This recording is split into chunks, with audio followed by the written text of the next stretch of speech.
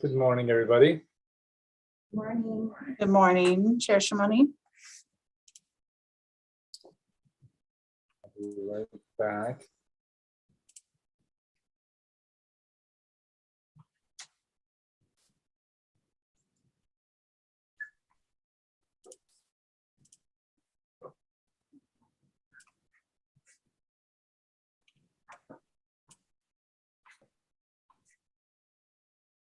Good morning, all. Good morning. Good morning, Mr. Holcomb.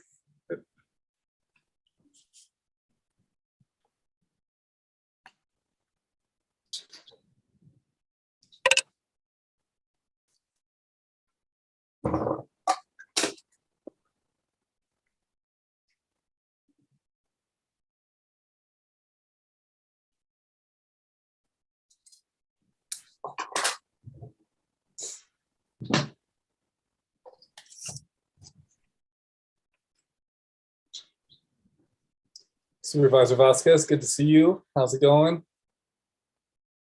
Thank you. Good to see you too. Glad to be here. How's everything going for you? It's going all right. Nice long meeting yesterday. A little bit of a Wednesday hangover, but yeah, things are good. No complaints. Good. Yeah, Good to hear. Hey, it's hump day, right? Halfway through the week. yeah. Oh, that's funny. Heck yeah. Councilmember Sweet, welcome. Good to see you. Hey there, everyone. Morning. Chair Shimoni, we do have quorum and we're ready whenever you are. Great, let's do it.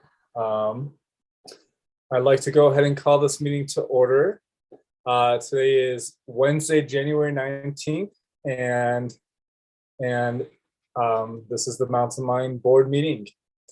I'd like to let the public know that the board may recess into executive session on any given topic if we so choose to.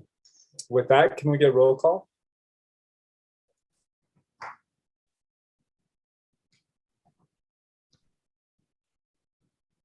Thank you, Chairman and members of the board. City of Flagstaff, Adam Shimoni. Present. Coconino County, Geronimo Vasquez. Present. City of Flagstaff, Miranda Sweet. Present. NAU, Josh Mayer. Present. CCC, Tony Williams. Present. And we have Scott Holcomb, our attorney on the line. Good morning. Morning. And it looked like we had guest Barney Helmick with us. Are you on the line, Barney? Yes, as a guest. Thank you. Great, thanks. And I'm not aware of any other guests, so I will turn it back to you, Chair Shimoni. Thank you, Rhonda. And welcome, everybody. Happy New Year. Great to see all of your faces and hear your voices, and appreciate you all being here with us today for this board meeting. Let's move on down to item number 3 on our agenda, which is our safety minute with Sam Short. Thank you, Mr. Chair and members of the board. Today's safety minute is on common fire extinguisher issues. So fire extinguishers are designed to extinguish incipient stage fires, or ones that have just started. They also may serve as a life-saving device to escape to safety when a fire occurs. These life-saving devices can only do their job if they are functioning properly. This safety minute identifies a few of the common issues associated with fire extinguishers. The first being partial deployment of a fire extinguisher can cause pressure loss and/or clog the hose, which will leave the extinguisher ineffective. Seals and gaskets inside the extinguisher can disintegrate after long periods of non-use. When left in harsh environments, fire extinguishers can lose pressure or sustain faulty mechanical elements. Some best practices to keep your fire extinguisher in good working condition are: employees should inspect the extinguishers regularly, and extinguishers must be inspected and certified annually by professionals. Fire extinguishers should be stored in a dry location away from other metal objects, and in non-extreme conditions. Extinguishers that have been partially deployed should be replaced immediately. Extinguishers should have a safety pin in place to avoid accidental discharge. Fire extinguishers can be a life-saving tool, but it is easy to take them for granted. Proper maintenance schedules and inspections can ensure they work properly when you need them. Thank you and welcome to the January board meeting. Thank you for that, Sam. We appreciate it as always. That brings us down to agenda item number 4, which is approval of our minutes from 11/22/2021. Any comments, board members, in regards to our minutes? And if not, I would entertain a motion. Move to approve. A We have a second. motion from Director Mayor and a second from Director Vasquez. Any further discussion? All those in favor say aye. Aye. Aye. All those opposed, same motion. That motion carries. Thank you very much. Now we're down to agenda number 5, which is the election of a vice chair and of the Board of Supervisors of Directors. Is there, Heather, is there any presentation, or should I just kind of lead this, or what are your thoughts? I'll ask Rhonda to see if she had anything she wanted to share before entering into the discussion for our vice chair.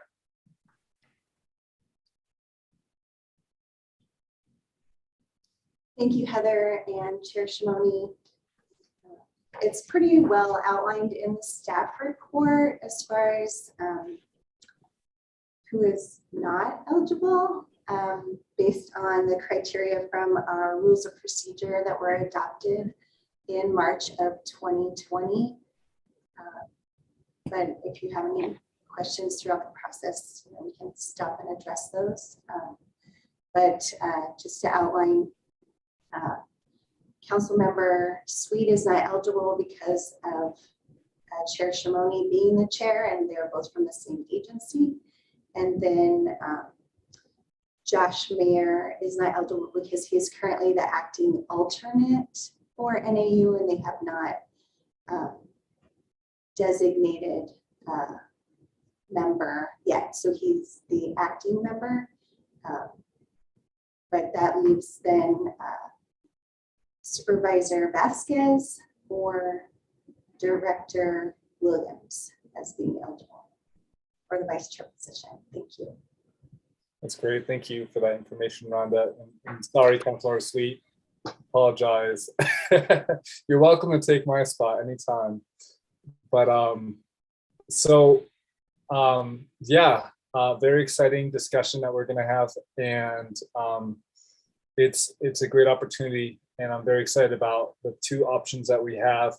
I'd like to open it up to discussion and see if either of the candidates would like to speak that have the opportunity to be nominated for this position. We could always bring it down to a rock, paper, scissors game, or flip a coin, or whatever it is. But yeah, Director Williams or Vasquez, do you have any thoughts you'd like to share, or opinions that you'd like to share in regards to this opportunity? I defer to Director Williams. Aha. Played. No, so just full disclosure, I just was appointed vice chair of Metro Plan just recently last month, and I'm also going to be joining the NACOG Transportation Board. And so if possible, I'd rather defer till next year for the position, but if Director Williams isn't willing to do it, then I would be willing to do it. Dr. Williams. Yeah, I feel very new to the board, but I certainly would be open to it. I'm taking on a new role at my institution, but it's not drastically different, and I'm not serving on any other boards at this time. So I would be open to accepting a nomination. And the good news is, unlike when I was appointed to be vice chair, I'm not planning to leave like the chair, Chair Peru did. Do a little bait and switch with me. So the good news is that you'll be vice chair, whoever will be, for 11 months, basically. And then there might be that ability to elevate into the chair, or a discussion can be had at that time. But Director Vasquez, I really appreciate your engagement with those other groups. And I think that your engagement with this board is so important to tie all of us together and help us to communicate with each other. So thank you for your service, and also your directness and honesty about your commitment, ability. And Director Williams, I think you'd make a great vice chair if you were open to it, willing to take that on. And I'd be glad to nominate you. Other board members or directors, any other thoughts or comments that folks would like to share?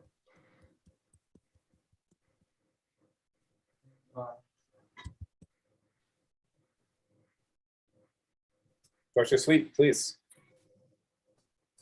Thank you. I just wanted to thank you both, and I would like to second a nomination for Tony Williams. Director Mayer, any comments or any thoughts at all you'd like to share? None for me, thank you. Director Williams, are you open to taking on the role? Sure, I'll accept the nomination. Very good. Do we need a vote on this, Rhonda or Heather? We do. Okay, so there's been a nomination made by myself for Director Williams to be our vice chair, seconded by Director Sweets. Any further discussion? All those in favor say aye. Aye. Aye. Any opposed? The motion carries. Congratulations, Vice Chair Williams. We'll be sending you a packet with your additional workload tomorrow. Just kidding. But that's great. Thank you for stepping up. Thank in your you. service to Mount Mine. We really appreciate it. Thank you. That brings us down to item number 6, which is an update on user fees and adoption fare capping. Staff recommends the Board of Directors update the adopted user fees and approve fare capping as a fair payment measure to increase equitable access to reduce monthly fares as available with prepaid period passes. Heather, do you have a presentation? I do, and it sounds like I made that recommendation about as complex as it could possibly get. So hopefully the next couple of slides will walk through what we are trying to do. So as background, our board has adopted user fees on a regular basis. Those fees are for things like providing special services when they're requested, copies when public documents are requested, and we do include staff time for when videos are required. Or requested, sorry. We do not charge that video fee to our other public partners like the police department when they ask for a video for their investigations. Next slide. So what is fare capping? It is really a measurement that allows us to track fare payment via both our pass and mobile ticketing solutions to calculate when a rider has reached the equivalent value of either a day pass or period pass, and essentially stop charging them for single use. So if you've ridden the bus 3 times in one day, it's going to charge you one-way fare, excuse me, on your first trip and your second trip. It will not charge you that single use fare on your third trip. It will do the same for a 30-day pass. So it will track when you have paid the value of that 30 days and give you the benefit of it. Fare capping is a measure that's being adopted across the industry as a measure of fair and equitable access to reduced fares. So some riders can afford that prepayment of $37 or $34 on a monthly basis. Other riders tend to pay cash because they can't afford that one-time outlay.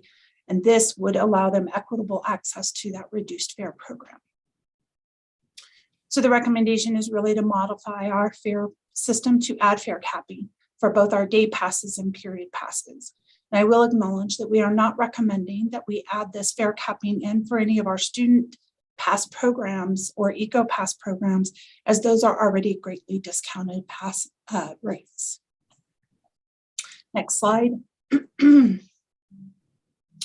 Some of the benefits of fare capping is that really we increase that access to reduced fare. It's about equity.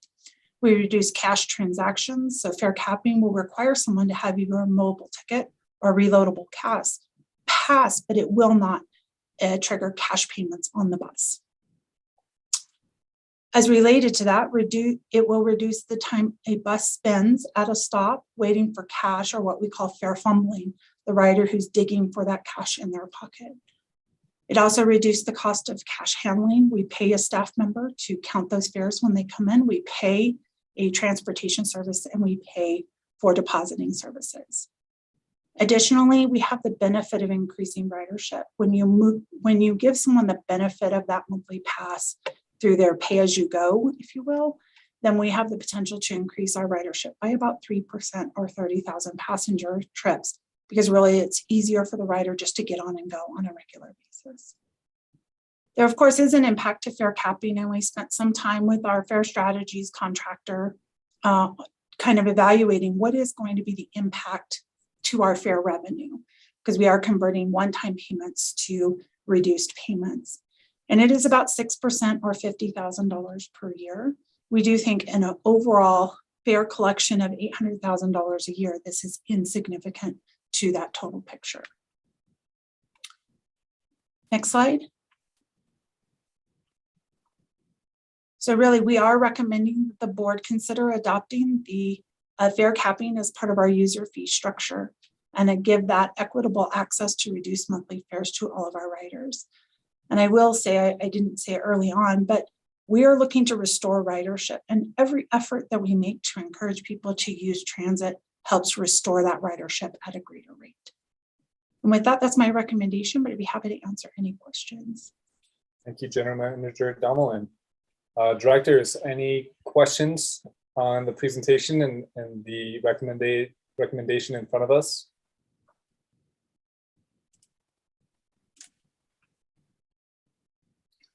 Not seeing any. Is there a motion to adopt?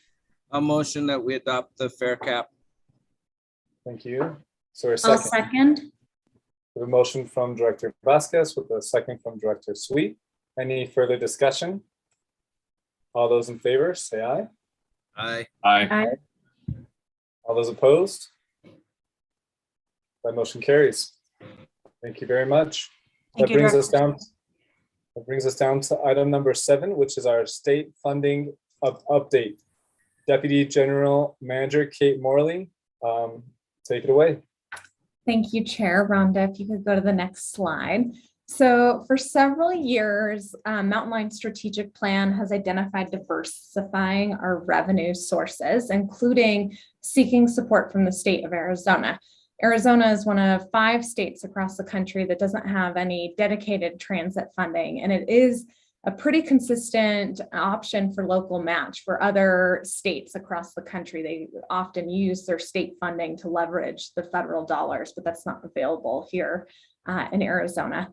We've attempted to work collaboratively with other systems across Arizona to move the needle on this with the state, but really haven't had any luck partnering with the other systems to do this. So Heather Damelin, our CEO, and I decided that it might be best to try to achieve this strategy on our own without the other systems and see if we could make any headway. And so have entered into a contract with a legislative liaison with the state of Arizona to assist us in this project. Advice from the Cruz group, Karen Cruz, who we've procured, is that a single capital project is probably the way to go in terms of initiating a conversation with the state rather than ongoing funding. At the same time, we got a new budget estimate on the Downtown Connection Center. The continued increase in costs for construction with supply chain issues, et cetera, related to COVID, puts us about $6 million over budget for the design that we have.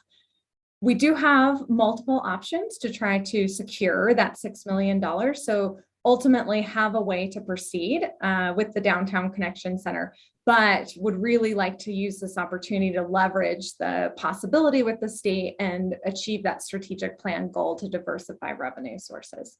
So next slide. So with that, we have made several trips to the state capitol over the last couple weeks and have really good news to report. First of all, Representative Blackman has sponsored a bill on our behalf. It's HB 2576. It's a very simple appropriation of $6 million to Mountain Line for the construction of the Downtown Connection Center. It does suggest that the money would flow through ADOT. That's something that works for us. It's not a problem to do that.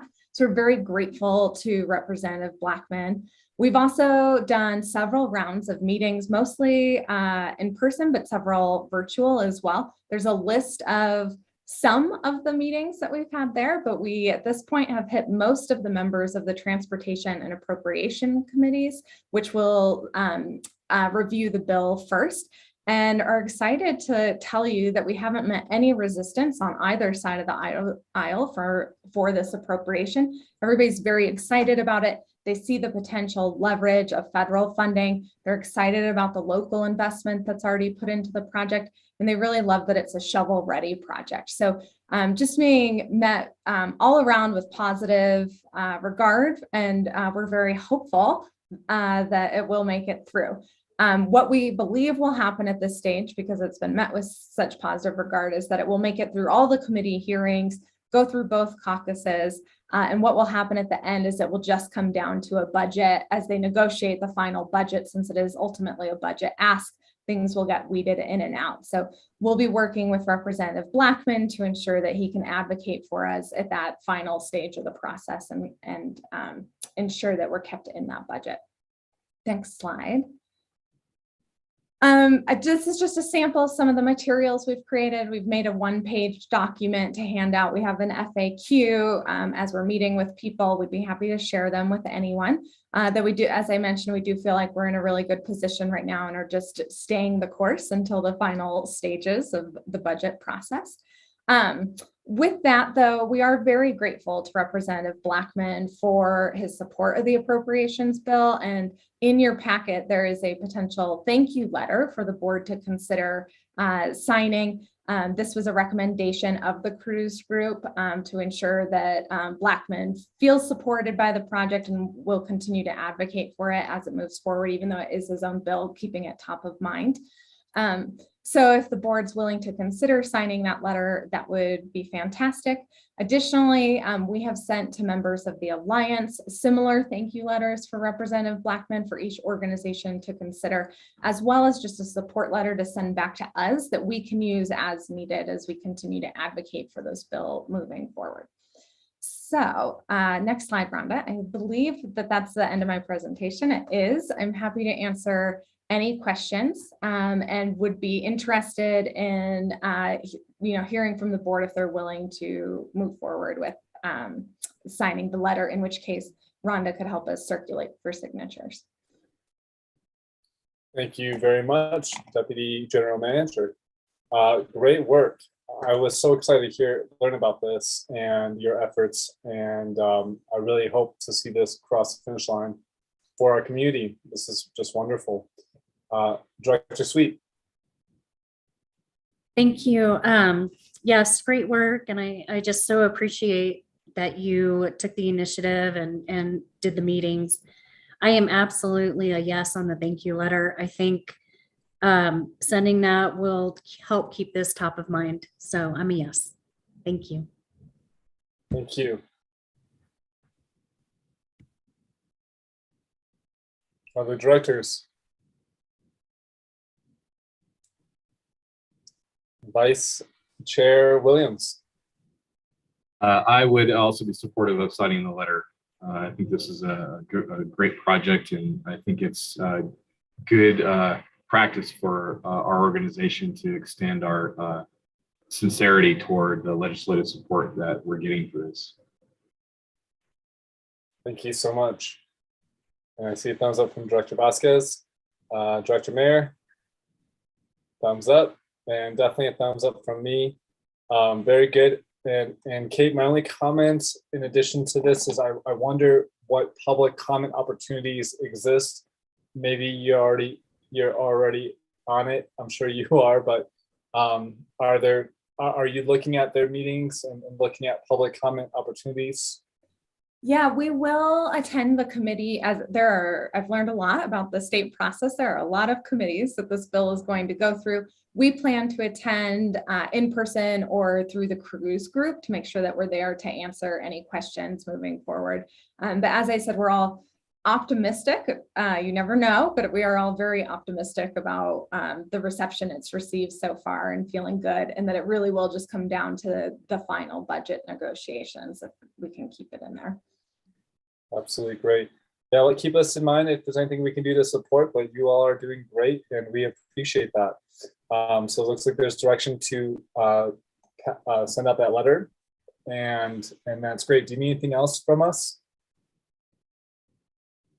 Very good. Okay, so that brings us down to number 8 of our agenda, which is review and approval of our federal and state legislative priorities. Staff recommends the Board of Directors approve the federal and state legislative priorities for 2022. General Manager Donellan. Thank you, Chair Shimoni. Rhonda, if we could advance. Yep, next slide. So the adoption of federal and state legislative priorities was actually new to us in 2021. And what is up on the screen now is the document that was prepared last March. It was approved by the board last March to really talk about what are our priorities as we have conversations about funding at the federal level. And we did focus very much on funding and had a couple bullet points related to COVID-19.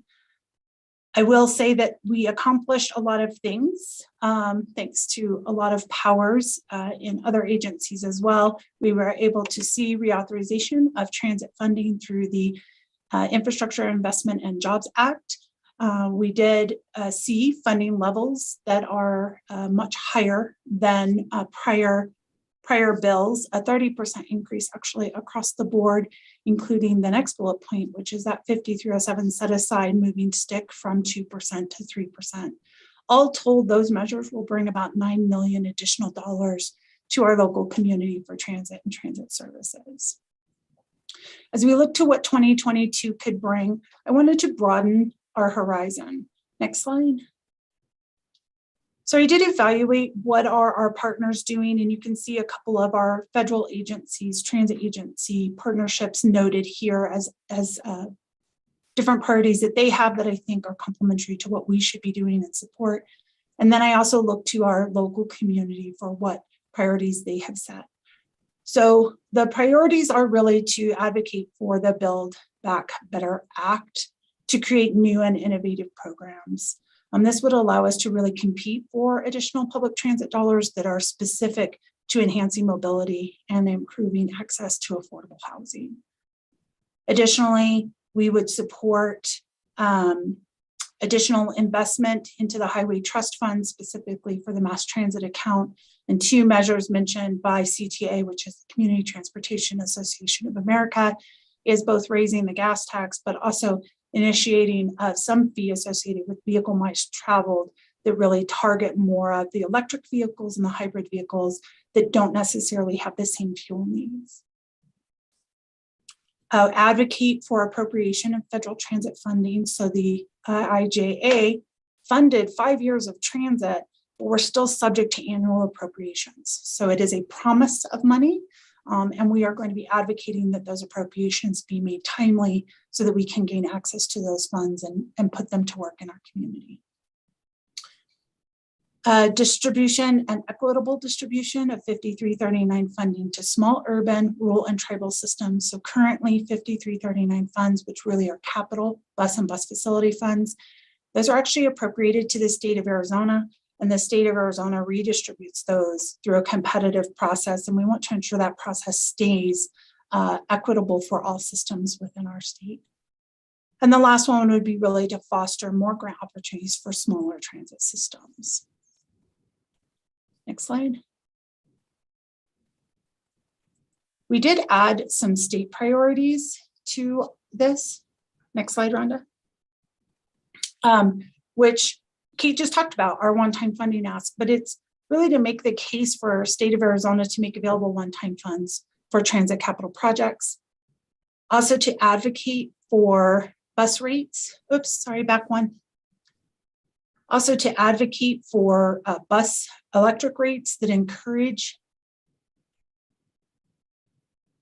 I'll just keep talking. Hopefully Rhonda will get us back to the right slide. To encourage transit to go to zero emission buses. So a key measure for us is going to be to change the demand rates and the charging rates associated with going to electric buses. So we would continue to advocate that the Arizona Corporate Commission or the electric company provide public agency or nonprofit rates to facilitate some of that transition. We would also collaborate with other transit agencies across the state to request that the Arizona Department of Transportation improve their process and ensure timely distribution of those 5339 funds. Also restoration of LTAF 2, which was lottery funding to transit systems across the state. In 2008 or 9, the governor redirected those funds into the general fund. We'd like to see them restored for all transit agencies, much in the same way that they have already been restored for Maricopa County. And lastly, we would continue to work with ASTA and other transit agencies to really see some statewide rules about transit put into place. And I've listed a couple examples: yield to bus that allows a vehicle to move back into traffic more quickly, considering assault on a transit operator a severe crime versus something that we're dealing with locally, and then transit signal priority. Next slide.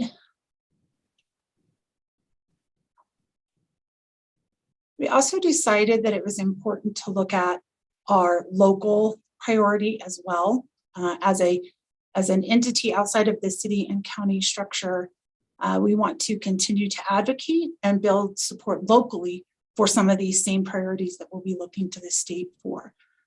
These are really about transit as a measure to reach climate goals, improve affordable housing, affordable living, and increase job access across the community. So I've just listed a few on the slide and in our priorities. And lastly is just that continued focus on use of FTA's formula apportioned funds as we need them to respond to COVID and our loss of revenues and our increased expenses. All of this was sent to you in a single page document separate from the packets. It was actually sent immediately before this meeting. So we are asking that you approve these priorities, but if you feel like you didn't have enough time to review these or you have questions, we're happy to move this out to a future month. It was an opportunity this month with our light agenda to throw this in there, but I do understand that we didn't get this information to you far in advance of the meeting. And that actually concludes my presentation, but I'd be happy to answer any questions. Very good. Go back a slide, Rhonda, if you don't mind. Just want to have this up for us to look at. I think the priorities look good to me. Directors, what do you think?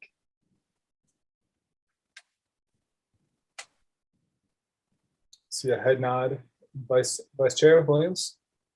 I concur. I think the priorities are great. Thank you for that. Director Sweet has a thumbs up. Director Mayer? Thumbs up. Anything missing, directors, that you can think of? Mm-hmm. I think this looks good. I think this is I think this is fine. I totally think it's fine. Unless Heather, you or Kate or others feel like something's missing, I think this is pretty solid. Great. We did try and write it broadly enough to allow us to be nimble in some of these priorities. And we will, of course, now get that off to our marketing firm and come up with a nice document that we can share. And we will send that to all of you once it is finalized. Very good. Wow, we are breezing through this meeting. I had a feeling we were going to make record time, and sure enough, I think we're going to end pretty early. I'm going to try to delay us as much as I can. I'm just kidding. But that brings us down to our progress reports. And Heather, do you want to give a brief overview? Actually, real quick, that does require action of the board. If we go back, Rhonda, one slide, right? The board needs to approve the priorities through a vote. And then we did add one staff report yesterday regarding pay. And so I'd like to present on that as well before we go to progress reports. Very good. Is there a motion? Director Mayor, Move to approve the federal and state legislative priorities. do we As have a presented. second? Director Vasquez, was that a second?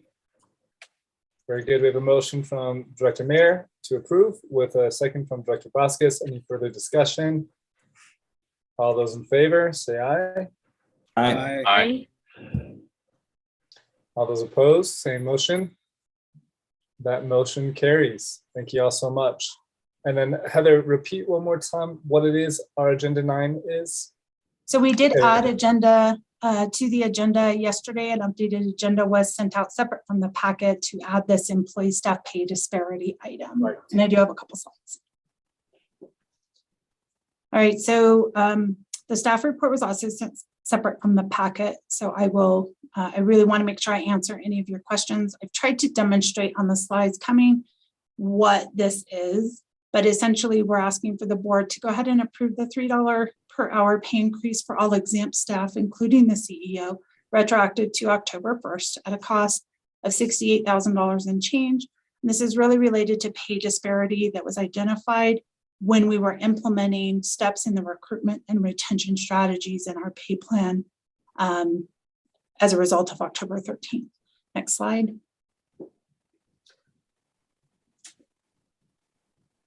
So this is just a segment of our pay plan. And you can see we grade all of our positions, and we have hourly positions graded up to a 313. And then we have exempt positions graded up to starting at 314.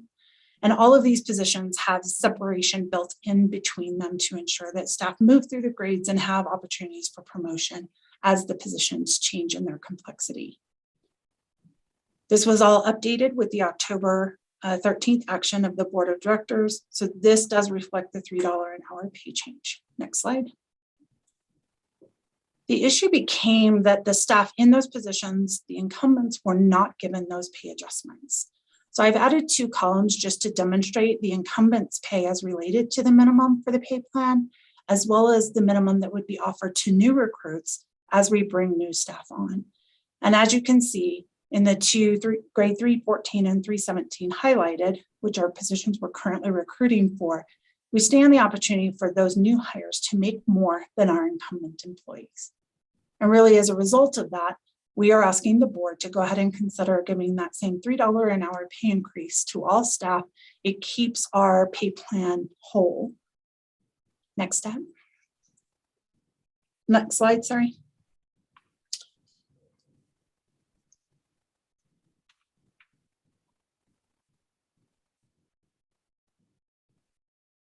Next slide.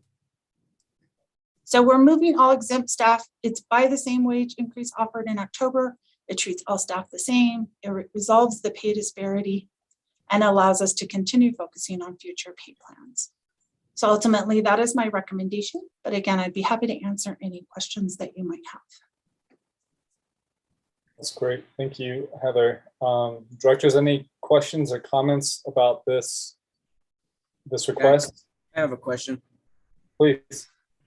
So I know that compression is an issue, and as we're moving up, and this is a direct result of that. How much? I guess my question is, how likely is it that if we were not to do this raise for these exempt staff, that we would start losing staff due to compression issues? So I think. So this is about 7 to 10 staff members. I don't know if we would have staff members leave. We do know there's the potential for them to obtain jobs in other places. I think my biggest concern is that we're creating a situation where we have existing staff that are not going to make what new hired staff in the exact same position will be offered at the minimum of their pay rate. And if we don't move, and Rhonda, if you could go back to even just one slide would be 2 slides, please, to the table. And you can see here, if we don't move the grades for exempt staff by that same $3 an hour, we actually end up with a situation where there's no pay differential between our hourly and our lowest paid exempt staff positions. So we're trying to maintain the integrity of the entire system. And just as a reminder, because I know several of you were not on our board of directors in 2019, this was a compensation study that was completed in 2019, effective starting July 1st of 2020. No, thank I you. I hope I answered your appreciate that. question. Mhm. No, you did. I'm just trying to kind of tease out the effects of compression on the Mountain Lion staff, and it's definitely evident. You don't want to have incumbent staff who are getting paid less than the new hires when they have experience. That's a travesty. You know, when I was in the school district, we were dealing with that with our after school programs, with the FACS program, where, you know, it was like 17. People that came on at $12 and people that were running the program were making $12.75. And so people didn't want to take on that leadership role, because it's like, why am I going to take that leadership role for 75 cents more an hour? Right. So I just wanted to tease that out. Thank you. Thank you. Thank you, Director Vasquez. Director Mayer. Thank you, Mr. Chair. A question for Heather. I know this item came in late to the agenda. Can you, for my benefit and the benefit of anybody in attendance, can you go into a little bit about why it came in late to this agenda? So I think we have for the first time in several years, 2 exempt positions vacant. And we are in the process of recruiting. And it was really during that recruitment that our HR staff, Danelle Knight, who's here on the phone, I believe, identified that we have this issue where incoming wages being offered are higher than the wages for our incumbent positions. And so we have 2, a director level and a manager level position, that are open for recruitment at this time. Thank you. Other questions or comments? Yeah, I think that this is something that all agencies and companies in Flagstaff especially are dealing with. And yeah, I appreciate you all bringing this to the board. And with that, is there a motion? You want to go back to the slide that speaks to what the call to action is? Staff requests the board of directors to approve a $3 per hour pay increase for exempt staff, including the CEO and general manager, retroactive to October 1st, 2021, at the cost of $68,515 to correct a pay disparity identified when implementing the recruitment and retention pay plan for non-exempt hourly staff approved at the October 13th, 2021 board meeting. Directors, is there a motion? No motion. A motion that we approve a $3 per hour increase for exempt staff, including CEO and general manager, retroactive to October 1st, 2021. And I'll is there a second. Great, we have a motion from Director Vasquez and a second from Director Sweet. Any further discussion? All those in favor, say aye. Aye. Aye. Aye. All those opposed, say motion. That motion carries. Thank you, directors. Thank you, Heather. Thank you. Chair Shimoni, if I may, I failed to recognize 2 very key individuals that were part of this development. Danelle Knight, who is our HR manager, as well as Josh Stone, who is our interim management services director. Really, without their work to identify the issue and to come up with a plan to address it, we would potentially be in this boat further down the road with upset staff and poor morale and other things. And so I did want to take a moment and just thank them. The report, I presented it at their request, but really the work was theirs. So I wanted to take a moment and thank them both. Yes, thank you both. Very important to stay ahead of these things, and we appreciate that. Great. Heather, that brings us down to our progress reports. Do you want to do a little overview, or how do you want to handle this? So I think if there are questions on the progress reports, we're happy to pause for a moment and answer any of those questions, but I do have just a couple current events I can share as well and highlight. Directors, any questions about the progress reports before we jump to the current events?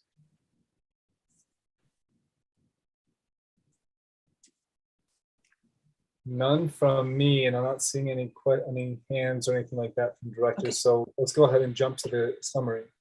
All right, I will open the summary of our current events by appealing to each of you for your help. The Transit Advisory Committee needs volunteers to serve in both our City of Flagstaff citizen role as well as our Coconino County citizen role. Both of those agencies have it available on their websites for information and applications to apply for those positions. They are appointed by those distinct bodies and then serve on our Transit Advisory Committee. So I'm happy to share more information via email as well as a link to those websites. But if you know somebody that would like to engage more on transit and transit issues, we really are looking for some members to participate in that Transit Advisory Committee meeting, which is a once a month commitment, just like the board. And Heather, are you looking for one individual or more than one?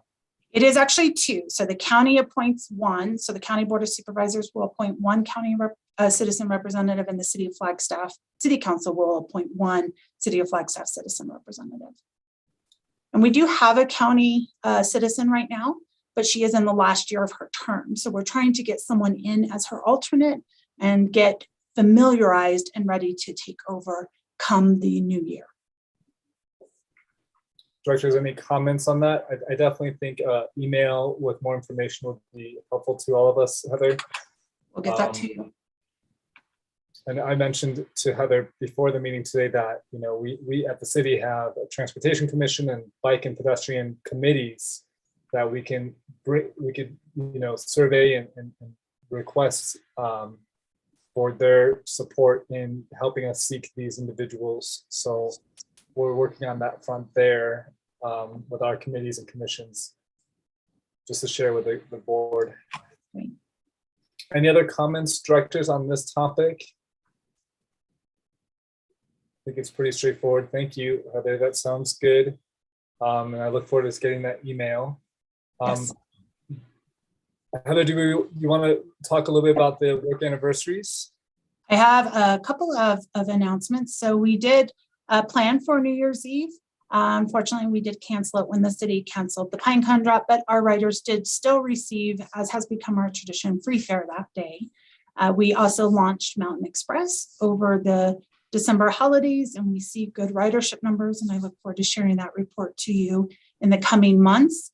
I will also just confirm that we'll continue to provide that service on weekends and holidays through February. We were prepared with a OSHA ETS, what we called the employee choice policy. We were prepared to introduce an employee choice policy as a result of the requirement of OSHA. However, with this Supreme Court stay, we have not introduced that policy, but I will just briefly say our goal was to introduce a policy that gave our employees the most flexibility in complying with those requirements. So we are prepared to allow proof of vaccination or weekly testing in lieu of that choice to vaccinate. So we will put that on the shelf and wait for those Supreme Court hearings to finalize where that's at. And then we do have several anniversaries that I would like to highlight. They are in the current events report. Several employees with just 1 year anniversaries, which we're always glad to see. That 1 year mark is an important one for us. But I will highlight Jed Davis in our training program is celebrating 9 years with the agency. And Jed is a key part of our training program to get new staff out and on the road. Kate Morley, our Deputy General Manager, is celebrating 6 years with the agency, and we are ever so grateful to have her with us. Gavin Holzer, 4 years. He serves in our bus detailing and mechanic apprentice level positions. So he's a key individual for the clean buses that you see out on the street and the sanitized buses that our riders get to experience their trip in. So just wanted to share a couple of high level anniversaries with you. And there's more in the report. My hope is that when we return to in-person meetings, we can invite individuals in for some of these milestone anniversaries. We have a lot of folks here who have served many years with us. And that's everything I have for current events. Yeah, Kate has her hand raised. I think it's also worth noting that on the 16th, Heather celebrated her 20th anniversary with Mountain Line. I'm sure it'll show up in her next month's report, but I think it's timely to recognize. Thanks, Kate. Bravo. Yes. Thank you for your 20 years of service. That's incredible, Heather. We extremely appreciate that.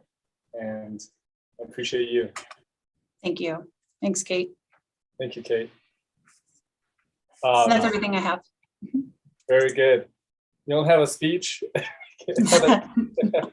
No, it's been an adventure and I look forward to every day. Very good. Very good.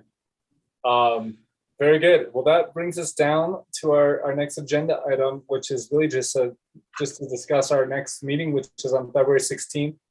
And the agenda items, directors, is there anything else that you'd like to add to the list to be discussed? Or any comments about the upcoming meeting? You're always welcome to email Heather or myself if you do, but not seeing any hands being raised. I think we're all good for that. And that brings us to the end of our meeting. Any closing comments, anyone? Or if not, we'll adjourn momentarily. Well, I wish everyone a really good day and a pleasant week, and Happy New Year. And cheers to us and Mountain Line and all the good work ahead and work behind us. Thank you all. Please be careful out there. COVID is alive and well in our community, which I think we're all very aware of. N95 masks are your best bet to keep yourself safe, but definitely help us continue to promote getting vaccinated, getting boosted, getting tested. I know the county is working really hard on all the above. Geronimo, do you have anything that you'd like to add on that front before we close out? Sure, just in case you didn't know that they have opened up a free COVID testing site at the Elks Lodge that's open Monday through Friday from 8 to 5. It's real quick. I went through this morning and got tested. You should have results within 3 days. And then also the county continues to have its vaccinations clinics at the Flagstaff Mall and the old Ruby Tuesdays space on Wednesdays and Fridays. So please, if you haven't gotten your vaccination or booster yet, please go get it. It's really the best protection against COVID right now. So like you said, just please be safe and let's look out for each other. Thank you. And Director Vasquez, do you have any insights you can share about the at-home testing kits that are being made available? From what I understand or what I recently read, you can get them through the post office and order them. We are working with Health and Human Services to see how we can get more masks, but that's all I have at this time for you. Very good. Yeah, I think that's everything that comes to my mind. Thank you all again. Have a great rest of your day. And with that, we are adjourned. Great. Thank you, everyone. Have a great day. Thank you, everyone. Thank you.